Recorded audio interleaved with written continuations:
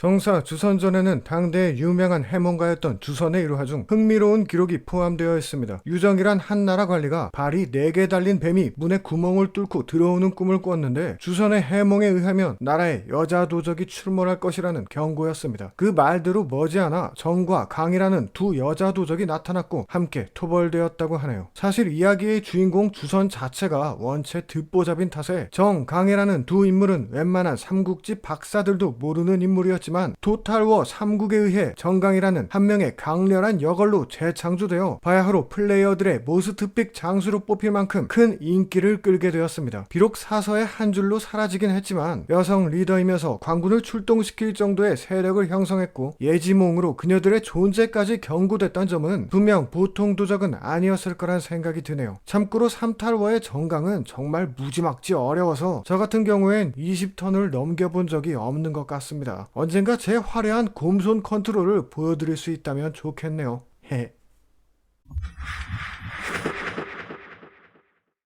한때 사마이는 조조에게 임관하지 않기 위해 오래도록 꾀병으로 골골댄 적이 있습니다. 그런데 하루는 갑작스레 비가 오는 바람에 꾀병도 있고 바깥에 말려놓은 책들을 헐레벌떡 걷어온 적이 있었는데 사마이의 시종과 부인 장춘화가 그걸 목격해버렸죠. 그동안 모두 꾀병이었음을 목격한 장춘화의 선택은 시종을 죽여 입을 막는 것이었습니다. 물론 조조의 귀에 들어갈까봐 무섭긴 했겠지만 당시 장춘화가 고작 13살 소녀였던 걸 감안하면 누구 부인 아니랄까봐 좀 소름이 끼치는 게 사실이네요. 세월이 흘러 사마이가 조정의 중신이 된 후에도 무려 43세의 막내 아들을 출산할 정도로 부부간의 금술은 좋았던 것 같지만 백부인 등 미모의 첩이 하나둘 늘게 되자 씁쓸하게도 장춘하는 점점 뒷방 늙은이 취급을 받게 됐습니다. 급기야 사마이의 병문안을 갖다가 다 늙어서 왜 이리 귀찮게 하느냐며 만나주지도 않자 서러움 폭발한 장춘하는 분노의 단식을 시전해버렸죠. 후에 사마이의 말에 따르면 사마사와 사마소 등 그 자식들까지 함께 단식하는 바람에 어쩔 수 없이 사과했다고 하는데 진심이야 어쨌든 4명의 자식들이 전부 엄마를 따라 단식한 것, 그런데도 사마이가 사과할 때까지 단식을 멈추지 않은 걸 보면 정말 만만치 않게 드센 부인을 둔 것 같네요.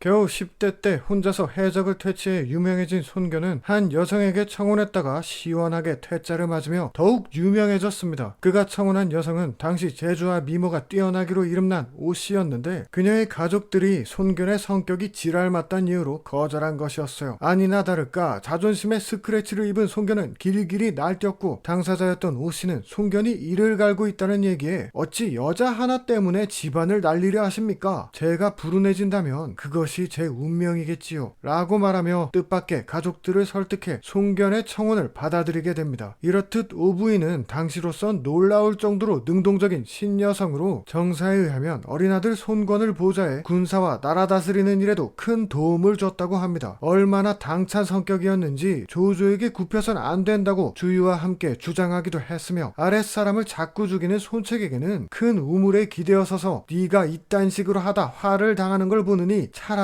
내가 죽을란다 고 말해 천하의 손책을 굽힌 적도 있었습니다. 비록 그녀의 짐작대로 남편과 장남이 급사하는 불운한 운명을 살았지만 달을 품는 꿈을 꾸고 소패왕 손책을 해를 품는 꿈을 꾸고 오황제 손권을 낳았으니 저 지랄 맞은 녀석의 청혼 덕에 그녀의 가문만큼은 존귀해질 수 있었네요.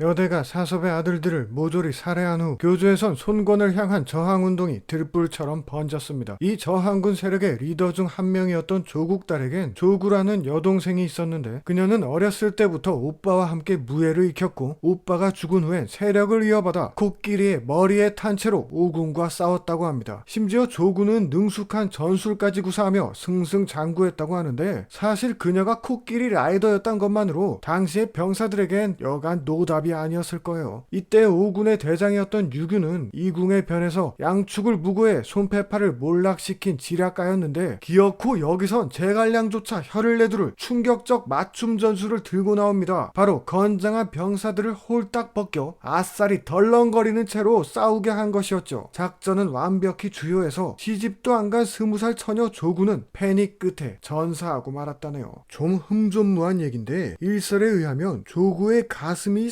삼척에 달해 대충 뒤에서도 보일 정도로 폭풍 글래머였다고 합니다. 아니 진짜 이게 써 있어요. 뒤에서도 보였다고. 오군 병사들의 한바탕 딸랑이 쇼가 처녀 조구에겐 지나치게 자극적이었던 것 같지만 그건 조구의 몸매도 피차 마찬가지 아닐까. 어쨌든지 간에 대장이 패닉에 빠졌다고 교주군이 그대로 대패한 걸 보면 조구는 분명 대단한 대단한 여전사였던 것 같습니다.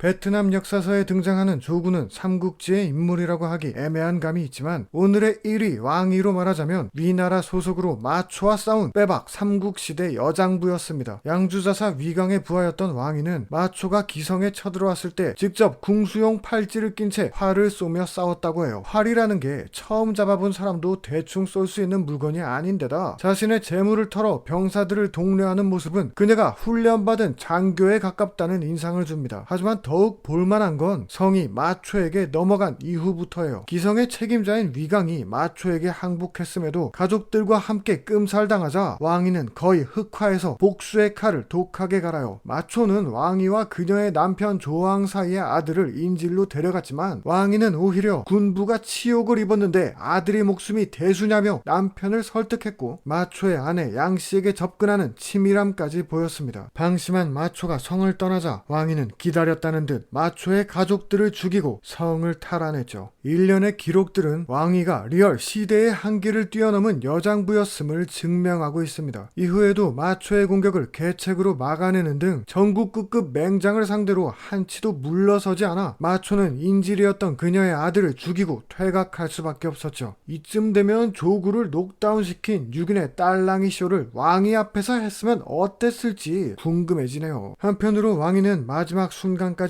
아들을 돌아보지 않아 냉혹한 어머니라 비판받기도 합니다. 하지만 보세요. 삼국지에 나오는 대부분의 여성들은 누구의 남편인지 누구의 어머니인지로 더 주목받습니다. 하지만 왕위의 경우 당대에 이미 여장부로 유명했고 종국엔 가족들 모두보다 높은 명성을 남겼습니다. 그런데도 단지 여자라는 이유로 가족을 돌보고 한 사람의 어머니 몫을 하는 게 가장 우선시되는 덕목이어야 할까요? 금부치에 피부치까지 자신의 모든 걸 희생하며 나라에 헌신하는 왕위의 모습은 국가의 위기를 극복한 탁월한 군인이었다고. 그게 바로 정당한 평가 아닐까요?